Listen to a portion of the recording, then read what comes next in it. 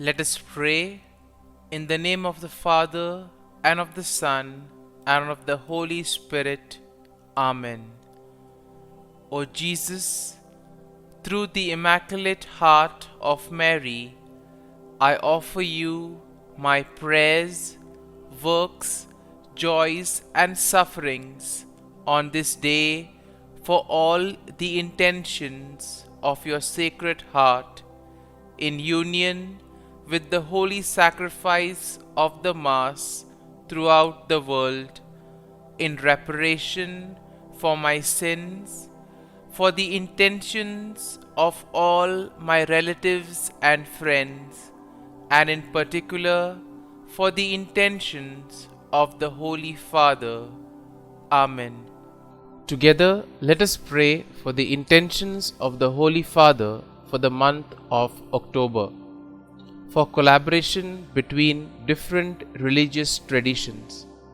We pray that believers in different religious traditions might work together to defend and promote peace, justice, and human fraternity.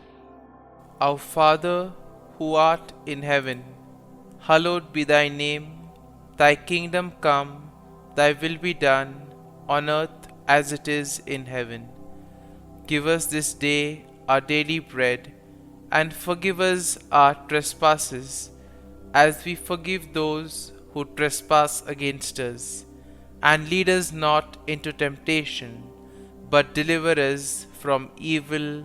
Amen. Hail Mary, full of grace, the Lord is with you. Blessed are you amongst women, and blessed is the fruit of thy womb, Jesus. Holy Mary, Mother of God, pray for us sinners, now and at the hour of our death. Amen. Glory be to the Father, and to the Son, and to the Holy Spirit, as it was in the beginning, is now, and ever shall be, world without end. Amen. My dear friends, as we enter in the presence of the Lord, as we begin this new day, let us take a few moments to thank the Lord for all that He has done for us. We see that right from the time of our birth till now, there have been many instances or events where the Lord has worked wonders in our lives. He has guided us, He has protected us, He has shown us the way, helped us to overcome challenges and difficulties. And in this way, we can identify Him guiding us all through our lives. But there are occasions wherein we find it difficult to recognize His presence among us. We find it difficult to identify the blessings and the graces. And here we see that it is in these occasions that we need to specially ask the Lord to give us the grace that we may be able to identify those graces, those blessings in our lives. And therefore we see that the first thing to do is to be grateful to the Lord for all that He has done. And therefore, as we begin today's morning prayer, let us begin on this note of gratitude. Let us ask the Lord to help us identify His presence in our lives. And therefore, let us begin by thanking the Lord for all the things that He has done for us. Lord, we thank You for the gift of life. We thank You for giving us talents, opportunities, and various gifts that enable us to become better persons, and also that enable us to reach out to others and make a difference in the lives of others. Lord, we also want to thank You for the gift of our family members, friends, relatives, near and dear ones, and all those who play a very important role in our lives. We see that it is these people who have been instrumental in making us who we are. They are the ones who have devoted their time, energy, and effort. And as a result of it, they have molded us and they have made us better individuals. So today, Lord, in a very special way, we ask you to bless all their endeavors and give them all the graces that they may require in life. We also thank you, Lord, for giving us the gift of this day, a day that would help us in many ways to appreciate the good things that you have done for us, a day wherein we may complete some thing that was left behind, or a day that may present to us various challenges. Whatever be the situation, Lord, we ask you to be with us and guide us. Allow us to be led by you. Lord, we also thank you for the opportunities, for the experiences that you have given us in life. There have been many experiences wherein we have enjoyed, and these are the experiences that we want to cherish in life. But at the same time, there have also been those experiences and those moments wherein we have found it difficult to accept them. These are the experiences that have been learning experiences. They have taught us a lot in life. Though they may have been hard, bitter, but still they have given us a valuable lesson. They have made us stronger. And therefore, Lord, we also thank you for those moments which have helped us to become strong, which have helped us to become better individuals. And Lord, we also thank you for giving us opportunities to reach out to others, to make use of our talents. And thus, Lord, we ask you to be with us, guide us throughout this day. Lord, allow us to be led by you, so that whatever we do, our actions, our words, may reflect your love, joy, and mercy to the world around us. Help us to become your instruments, so that you may work in and through us. And therefore now, my dear friends, let us all close our eyes at this moment and let us praise the Lord that He has woken us up in this morning. We thank Him for the good health that He has given us, for the good night's rest. We thank Him for keeping us safe and sound, for protecting us from all danger, from all harm. He has kept us in His love, and at every moment we see that His gaze is upon us. He never abandons us. He is always there, guiding us, protecting us, showing us the right path. He loves us. And for all this, let us praise Him, let us thank Him, and let us glorify Him. Lord, as we offer you this day, we ask you that you be with us. Help us to make the right decisions. Help us to do the right things, so that we too may become worthy instruments, that we may be worthy workers in your vineyard. And therefore, my dear friends, let this day be a day of joy and blessings in the name of our Lord Jesus Christ. My dear friends, let us now reflect and meditate on Psalm 65. As usual, we shall have a general overview of the psalm, and then we shall take a look at a few verses in detail, trying to see how the psalm plays an important role in our lives. And therefore we see that Psalm 65 is in a way a psalm of praise that is attributed to David.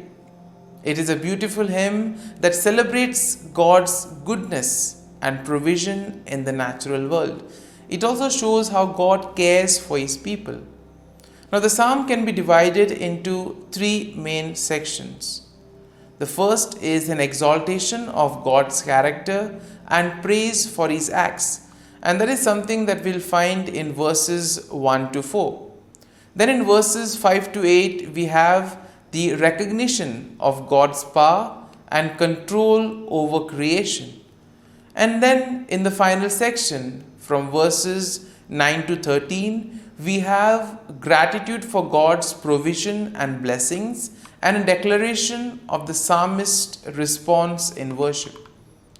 And therefore we see that this psalm in a way will motivate us to express our faith and trust in the Lord. Psalm 65 in a way is a profound expression of praise and gratitude for God's goodness and provision. It celebrates God's character and acknowledges His control over creation. In a way, we are all invited to give thanks to the Lord for the abundant blessings, for all the graces and gifts that He has showered on us. The psalm invites us to recognize God's handiwork in the natural world. It calls us to see God in creation, see God in the things around us, and therefore to respond with joyful worship and gratitude. And therefore something, when we look at creation, when we look at the things around us, can we thank the Lord for those things? Can we thank the Lord for the beautiful nature around us? And therefore we see that Psalm 65 will be a reminder that God is indeed the source of all blessings. And therefore it is our duty and our salvation to praise Him and give Him thanks. And now, having seen the general overview of the psalm, let us go and look at a few verses in detail. Now verses 1 to 4 go like this. Praise is awaiting you, O God, in Zion, and to you the vow shall be performed. O you who hear prayer, to you all flesh will come. Iniquities prevail against me, as for our transgressions. You will provide atonement for them. Blessed is the man you chose and caused to approach you, that he may dwell in your courts. Now the psalm begins with a declaration of praise and recognition of God's presence in Zion. And in this way, the psalmist acknowledges that all flesh will come before God with all their prayers. That means all individuals, all people will go to the Lord with their prayers, and the Lord will welcome them. He will willingly listen to all that they have to tell Him. And therefore this is a good reminder for us that when we find ourselves in difficult moments, we can approach the Lord, we can speak to Him, and He will be there to listen to all our prayers, to all our feelings, all our sentiments. And here we see that there is also an acknowledgement in this first part of the psalm of personal sins and the assurance of God's atonement. The Lord will forgive us. He will cleanse us of all our sins. And therefore we see that the psalmist here declares the blessedness of those chosen by God, who are allowed to dwell in His presence, and those who are allowed to experience His satisfaction and goodness. And thus we move to verses 5 and 8, which go like this. By awesome deeds in righteousness you will answer us, O God of our salvation. You who are the confidence of all the ends of the earth and of the far off seas, who established the mountains by His strength, being clothed with power, who stills the noise of the seas, the noise of their waves, and the tumult of the people. In this section, we see that the psalmist praises God for His power and control over creation. The psalmist recognizes that God is indeed the source of salvation, and therefore all of us need to place our confidence in the Lord. Place our faith and trust in Him that He will guide us, He will protect us. And therefore the psalmist is very happy. He marvels at the ability of God to establish mountain, to still the raging waters, and to cause many things in creation. He is also amazed that the Lord is able to calm down various tumults among the nations. Therefore, let us pray for peace at the same time. There are many parts of the world where peace is the need of the hour. People fighting over one another, nations fighting with each other, people being affected, suffering. And therefore, let us at this moment place all these events at the feet of the Lord. Because this part of the psalm tells us that even those in the farthest corners of the earth are in awe of God's sign. Therefore, nothing is impossible for God. Therefore, we need to go to Him with all our difficulties. And finally, we see that in verses 9 to 13, go like this: You visit the earth and water it, you greatly enrich it. The river of God is full of water. You provide their grain, for so you have prepared it. You water its ridges abundantly. You settle its furrows. You make it soft with showers. You bless its growth.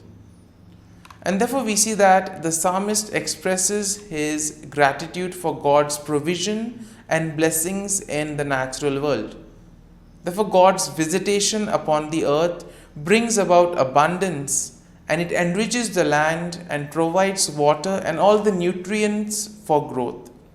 Therefore the psalmist acknowledges God's goodness that permeates the passing seasons and the overflowing abundance that results from it. And therefore we see that the imagery of pastures, valleys, flocks and grains depict a land that is bursting with life, therefore leading to joy and the songs of praise. And therefore we see that the psalmist will conclude with the final statement of the psalmist's response to God's blessing. The psalmist declares that the blessing of God extend even to seemingly desolate places. That means no place is excluded from the presence of the Lord. The Lord is present everywhere. Nothing is impossible for God. And therefore it gives us confidence that we can turn to the Lord and ask Him to intervene in whatever difficult situation we may be in. My dear friends, as we have reflected and meditated on Psalm 65, let us now spend a few moments in silence, reflecting on the psalm. There may be a few verses, a few thoughts that may have touched us. Remain with these thoughts. Allow these thoughts to take root in you, so that ultimately you will be able to make this psalm personal. The psalm will take root in you. And therefore, as we spend these moments in silence, remain with the thought, remain with the verse, so that ultimately your day may be enriched by the psalm. Whatever you do today may be in accordance to God's plan, and thus you'll be able to become a worthy follower, a worthy citizen in the kingdom of God.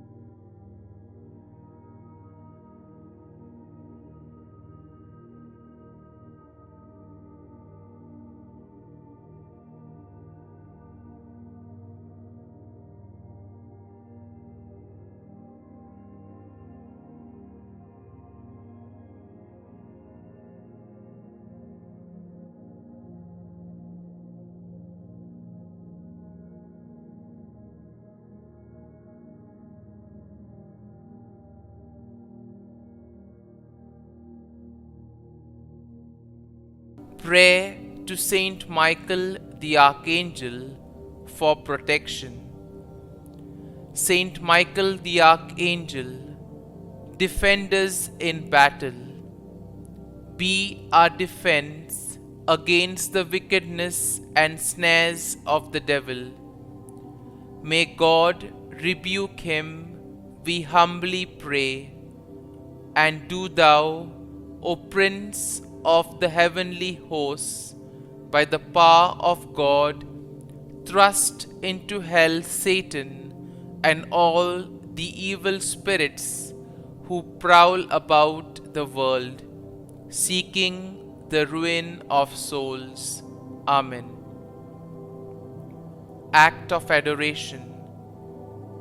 O Sacrament most holy, O Sacrament divine, all praise and all thanksgiving be every moment thine.